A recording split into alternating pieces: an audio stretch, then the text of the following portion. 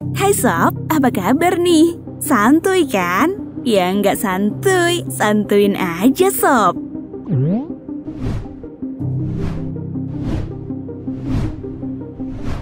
Dikisahkan pada periode awal 2000-an, kasus kriminal yang melibatkan korban wanita di Korea sedang mengalami peningkatan. Dan hal itulah yang membuat pemerintah memutuskan untuk menambah lebih banyak anggota kepolisian, terutama untuk satuan polisi wanita. Tujuannya pun beragam, mulai dari penangkapan kejahatan, penyelidikan kasus, menelusuri tempat hiburan ilegal, hingga melakukan penyergapan serta pemeriksaan terhadap tempat peristirahatan wanita di sana. Gagasan tersebut nyatanya telah membuahkan hasil. Salah satunya dibuktikan dengan prestasi yang dicapai oleh Myong. Atas keberaniannya itulah, polisi wanita tersebut akhirnya mendapat penghargaan langsung dari Kepala Departemen Kepolisian Korea. Singkat cerita, 10 tahun pun berlalu. Kini Myong sudah tidak lagi berurusan langsung dengan para penjahat. Ia kini dipindah tugaskan di Departemen Pengaduan. Menyusul dirinya yang telah memiliki seorang anak bernama Chan Wong. Polisi wanita yang dikenal tegas dan suka marah-marah itu pun begitu dihormati oleh rekan kerja lainnya. Di tempat lain, seorang wanita berdandan ala pramugari nampak sedang berjalan di tengah keramaian. Ia diketahui bernama Jo Ji Hye yang merupakan seorang polisi wanita yang sedang menyamar. Menyusul sejumlah kasus baru yang marak dialami oleh wanita, di mana mereka kerap mendapat pelecehan berupa semprotan tinta pena di kakinya oleh sosok misterius. Dalam penyamarannya itu, Jo juga bekerja sama dengan petugas lainnya yang berada di sekitar lokasi tersebut. Hingga kemudian ia pun mendapat semprotan tinta di kakinya. Mendapati aksi tersebut, Jo tidak langsung menyergap pelakunya begitu saja. Namun ia hanya memberikan ciri-ciri dari pelaku kepada rekan polisi lainnya. Sialnya, Jijul yang berada tak jauh dari sana ternyata juga sedang mengenakan pakaian dan topi yang sama seperti ciri-ciri yang diberikan Jo. Bahkan pria itu juga tengah menggunakan penanya untuk menulis di sebuah not. Namun sial, pena tersebut justru tidak mau mengeluarkan tintanya. Dengan segala cara Jijul sempat berusaha mengeluarkan tinta dari penanya. Namun lagi-lagi ia harus bernasib sial, karena tinta dari pena tersebut malah menyembur mengenai pakaian Jo. Dan alhasil ia pun ditangkap atas tuduhan pelecehan terhadap wanita. Di kantor polisi, Jo sempat dimarahi oleh atasannya karena telah salah menangkap orang. Bahkan begitu ceroboh sampai memukuli pria tersebut, hingga videonya pun viral di media sosial. Dan tak lama kemudian datang Myong sambil marah-marah karena tak terima jika Jijul telah menjadi sasaran pemukulan. Dari sini akhirnya terungkap bahwa Jijul merupakan suami Myong yang saat terjadi penangkapan, dirinya memang sedang disuruhnya membeli sesuatu. Pengakuan tersebut jelas membuat semua petugas polisi di sana terkejut. Apalagi Myong juga sempat mengungkapkan bahwa ternyata Jijul merupakan kakak kandung dari Jo. Atas kesalahan yang dilakukan itu juga, Jo akhirnya dipindah tugaskan ke Departemen Pengaduan bersama dengan Myong dan Jang Mi yang juga merupakan rekan kerjanya.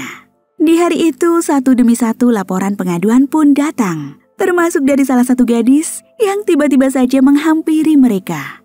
Dan hanya sekedar menaruh ponselnya begitu saja. Entah apa yang sedang dipikirkan oleh gadis itu. Tanpa sepatah kata pun, ia meninggalkan tempat tersebut seiring dengan datangnya sejumlah pria lain yang juga datang ke kantor itu. Mendapati ponsel gadis yang ditinggalkan begitu saja, Myong pun berusaha untuk mengembalikannya. Namun gadis itu malah dengan sengaja menabrakkan dirinya ke sebuah truk yang tengah melintas. Untungnya, gadis itu masih bisa diselamatkan dan segera dibawa ke rumah sakit menggunakan ambulans. Myong yang sedari tadi telah menaruh curiga pada sosok gadis misterius tersebut, akhirnya berhasil mendapatkan sedikit petunjuk berkat bantuan Jang Mi yang merupakan lulusan IT. Akhirnya bisa dengan mudah membuka password dari ponsel tersebut. Dan terungkaplah bahwa di dalam ponsel itu terdapat link yang menuju ke sebuah situs dewasa yang menampilkan dengan jelas wajah dari gadis pemilik ponsel tersebut. Menyadari adanya potensi kejahatan yang menyasar pada banyak wanita di Korea, Myung sempat membahasnya bersama Jo dan Jangmi selepas makan siang. Jangmi sempat menuturkan bahwa baru-baru ini banyak bermunculan video dewasa yang nampaknya merupakan hasil rekaman dari pasangan itu sendiri. Hal tersebut biasanya hanya sekedar dijadikan dokumentasi semata. Namun pada faktanya akan disebar oleh salah satu pasangan ketika mereka berpisah. Hal yang sama juga sempat terjadi pada seorang gadis di kota lain yang juga memutuskan bunuh diri setelah tersandung kasus video dewasa. Geram dengan fenomena tersebut, Myung dan yang lainnya kemudian memutuskan untuk mulai menyelidiki sendiri kasus gadis yang diketahui bernama Seojin itu. Di rumah sakit, Jo mulai menggali informasi pada ibu Seojin. Namun sayangnya tak banyak info yang bisa didapatkan darinya. Polisi wanita itu juga sempat dibuat kaget karena berdasarkan keterangan dokter, ternyata dalam sampel darah pada gadis tersebut ditemukan adanya zat terlarang sejenis narkoba. Informasi lain juga sempat didapatnya dari salah satu teman Seojin yang datang menjenguknya. Gadis itu mengatakan bahwa seminggu yang lalu mereka sempat pergi ke sebuah klub malam di wilayah Hongdae. Dan secara kebetulan mereka sempat dihampiri oleh dua pria yang terlihat cukup baik dengan mengajaknya menuju ke lantai 2. Sialnya, ia yang meninggalkan Seojin sebentar ke toilet untuk menjawab telepon dari ibunya, malah tidak mendapati siapapun di tempat tadi. Baik Seojin maupun dua pria yang baru saja minum-minum dengannya. Teman Seojin itu juga mengatakan bahwa salah satu pria tersebut sempat menunjukkan sebuah parfum yang diakuinya merupakan produk impor. Namun saat itu kecurigaan belum muncul. Hingga di kemudian hari, ia dikabari oleh teman lainnya soal video mesum yang diperankan oleh Seojin. Seojin yang awalnya bersikap biasa setelah peristiwa di klub malam itu, kemudian mulai berubah hingga kedapatan telah melakukan percobaan bunuh diri. Sebagai polisi yang baik, Jo yang sadar betul bahwa kasus yang menimpa Seojin merupakan kewenangan bagi Departemen Polisi Cyber untuk menanganinya. Ia pun sempat mengadukan kasus itu di sana. Sayangnya birokrasi yang berbelit dan petugas yang sudah cukup sibuk dengan pekerjaannya masing-masing hanya bisa membuat Jo mengurungkan niatnya. Ia bahkan sempat dibuat kesal oleh penolakan salah satu petugas di departemen itu. Hanya karena aduannya soal kasus Seojin diabaikan begitu saja. Kesal dengan perlakuan tersebut, Jo pun kembali ke kantornya dan mulai melakukan penyelidikan bersama Myung dan Jangmi. Jangmi yang pada dasarnya merupakan seorang hacker, bisa dengan mudah mendapatkan akses menuju ke pusat kamera pengawas di jalan. Berbekal rekaman dari CCTV, akhirnya mereka berhasil menemukan adanya mobil yang diyakini telah membawa Seojin dan menuju ke sebuah penginapan. Tak ingin membuang waktunya, Jo langsung bergegas menuju ke penginapan tersebut untuk menggali informasi lainnya. Setibanya di penginapan, Jo yang tadinya sangat berharap bisa mendapatkan petunjuk lebih jauh mengenai dua pria yang telah membawa Seojin tempo lalu, malah dibuat kecewa karena ternyata kapasitas penyimpanan kamera CCTV di penginapan itu tidak cukup besar. Dan sayangnya rekaman yang diinginkan oleh Jo sudah terhapus secara otomatis. Namun sempat terjadi momen unik di sana ketika petugas penginapan mengungkapkan soal kebiasaan tamu yang kerap membawa kamera. Tiba-tiba saja salah satu tamu yang juga sedang berada di sana malah tidak sengaja menjatuhkan kameranya. Tidak hanya itu, kejadian yang sama juga kembali terjadi bersamaan dengan semua benda yang disebutkan oleh petugas penginapan itu. Mulai dari pena yang dibekali dengan kamera, kacamata yang juga terdapat kamera kecil di dalamnya, hingga kamera mini seukuran kancing baju yang juga secara kebetulan jatuh berhamburan dari tas milik tamu pria itu. Joe yang melihat kejadian tersebut jelas langsung curiga kepada pria itu dan sempat akan menangkapnya.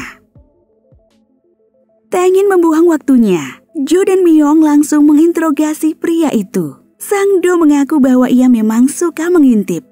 Namun ia mengelak ketika dituduh sebagai pelaku di balik kasus Xiao Jin. Menariknya, pria itu malah mengarahkan dugaannya pada satu sosok pria tertentu yang menurutnya telah berulang kali melakukan aksi tersebut.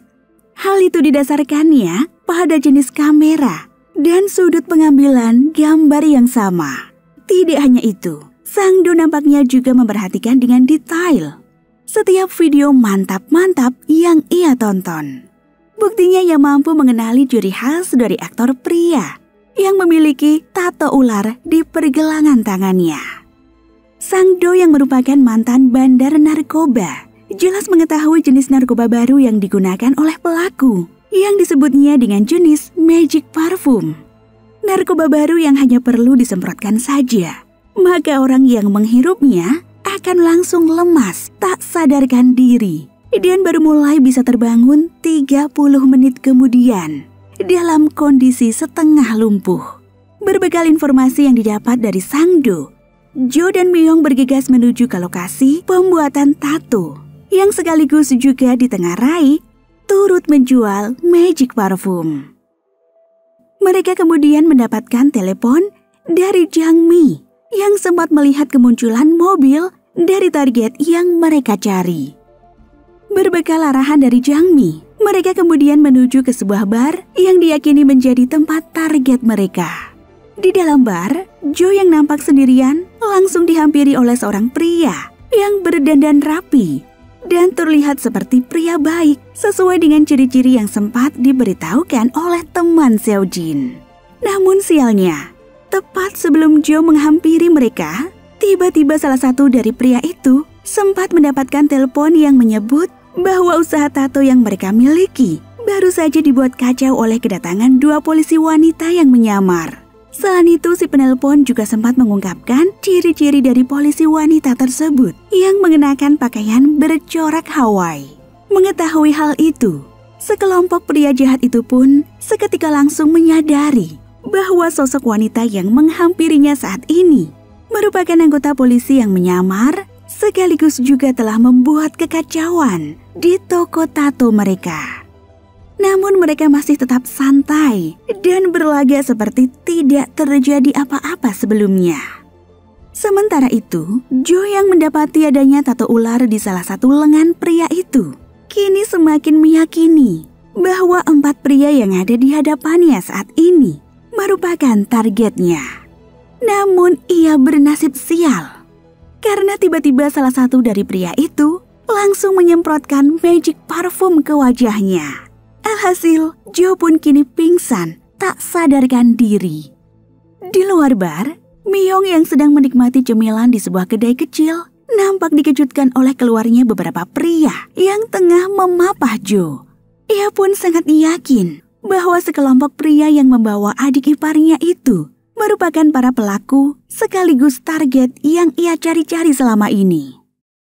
Sementara itu, Jijul yang ternyata sedang menikmati makanan di salah satu minimarket menyadari adanya Joe yang sedang terlelap dalam sebuah mobil bersama dengan beberapa pria yang tak dikenalnya.